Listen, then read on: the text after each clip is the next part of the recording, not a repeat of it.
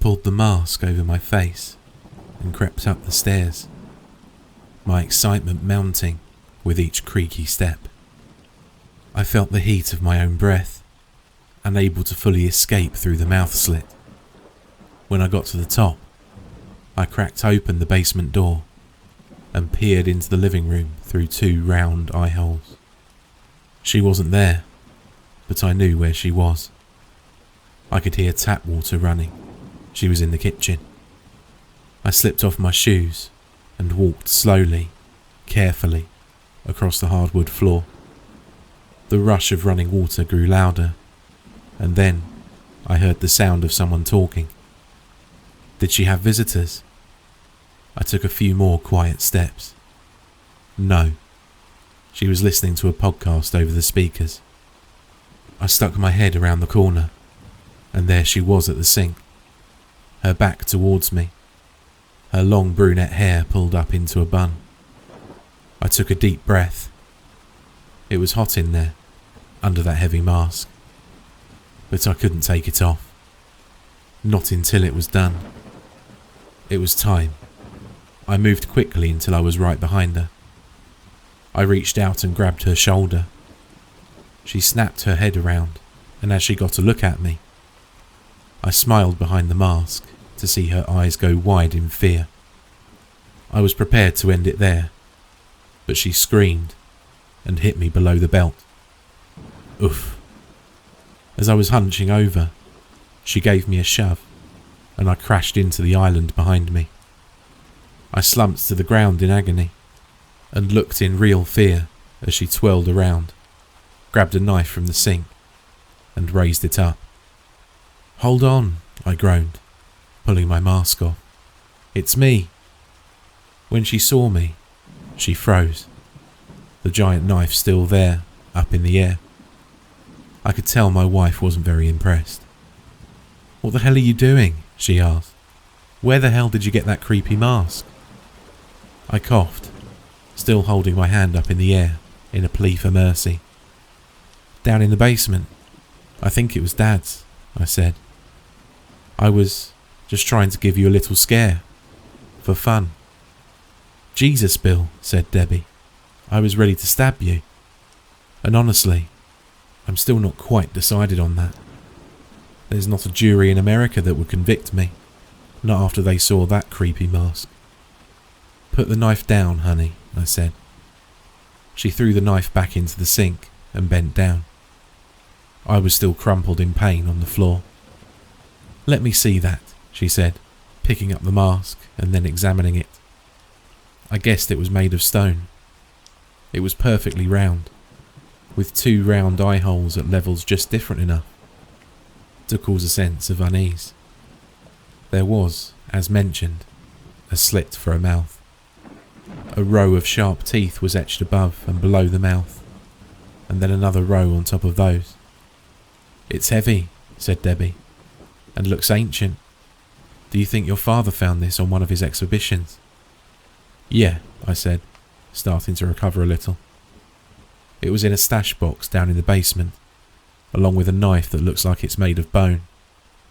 I was going to bring the knife up with me, but now I'm glad I didn't."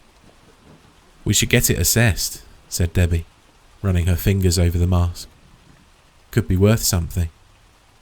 "I'm sure it is," I said, getting to my feet on wobbly legs. "But I was hoping we could keep it, at least for a while. As a memento of Dad, I mean. If we ever need money, then yeah, we'll look into selling it. But we don't need money right now, not after the inheritance.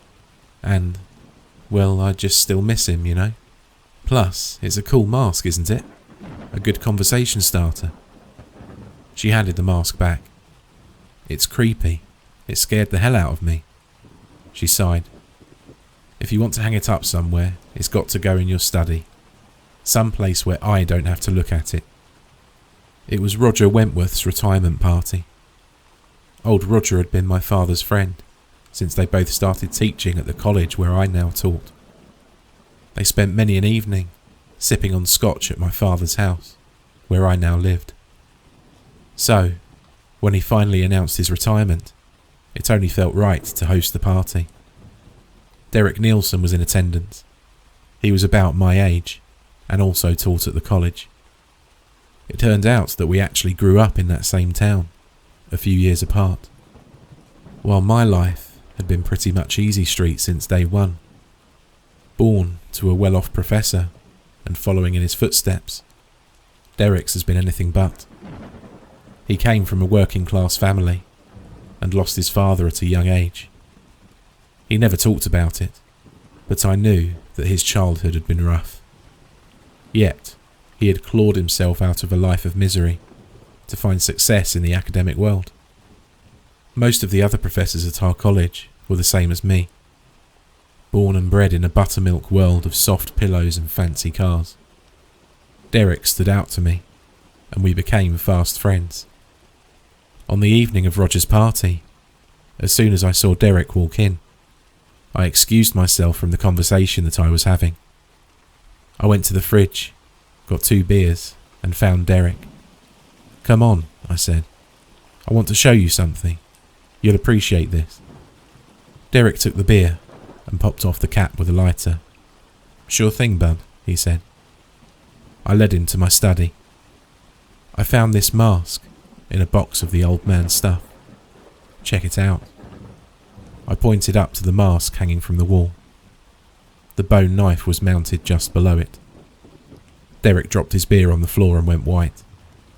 "Is this some kind of sick joke?" he demanded. "What? What do you mean, a joke?" The look of fear on Derek's face made me start to feel scared. "It can't be the mask, can it?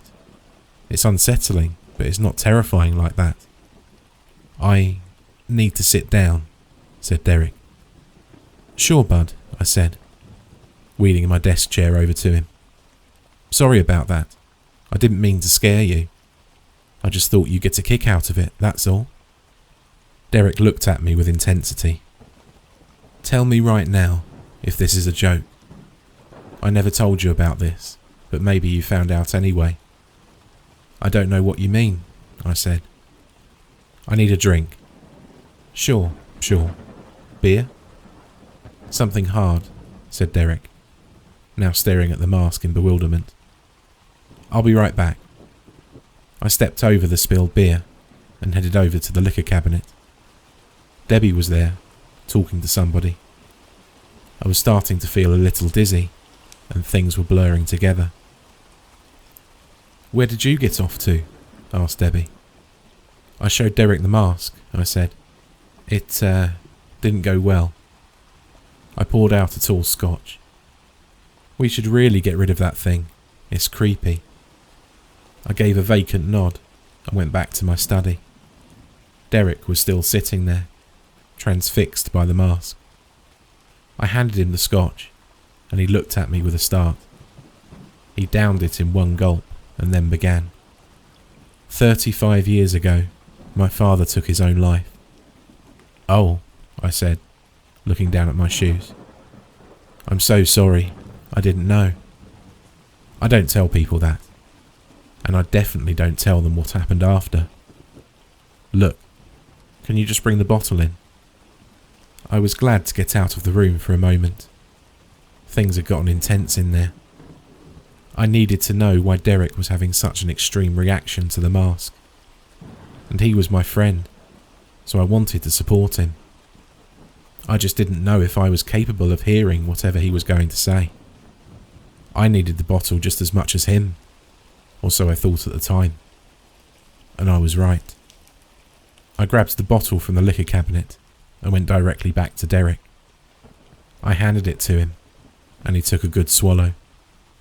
The coroner ruled his demise as his own doing. "Open and shut," he said. "No need to waste money on an autopsy." But my mother had different ideas. "Do you know where my mother is now, Bill?" "No," I said. "She's in the place where they pad the rooms and scribble in colouring books all day." I took a drink and passed the bottle back. "Damn, Derek, I'm sorry." Derek laughed.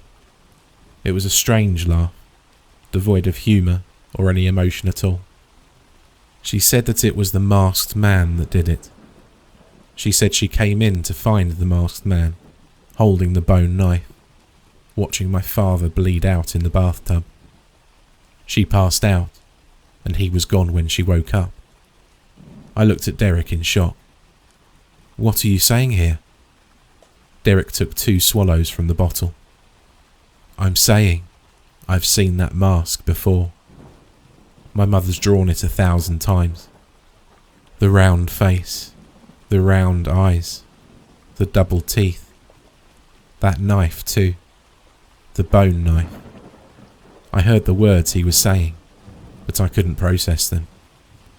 "Now you're the one screwing with me," I said at last. "I've got to admit, for a minute there, you had me. Now come on and pass that bottle over." "I'm calling the police," said Derek. Then he did. I remember when my parents had the basement redone.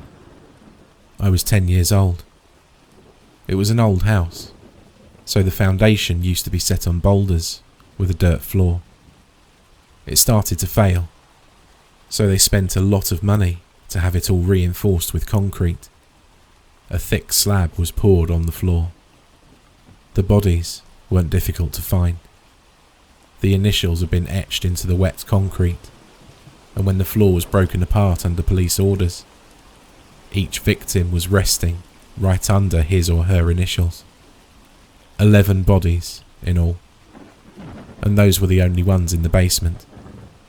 It's not clear how many there were, like Derek's father, that never made it down there. All of a sudden, my father's late nights at the office when I was a kid started to make sense. We've since moved out of the house, and it's on the market. Nobody will buy it. I don't blame them. Derek won't return my calls. I don't blame him. I never did anything wrong, but my father did things that were very wrong, and I am his son. I wish I'd never found that mask.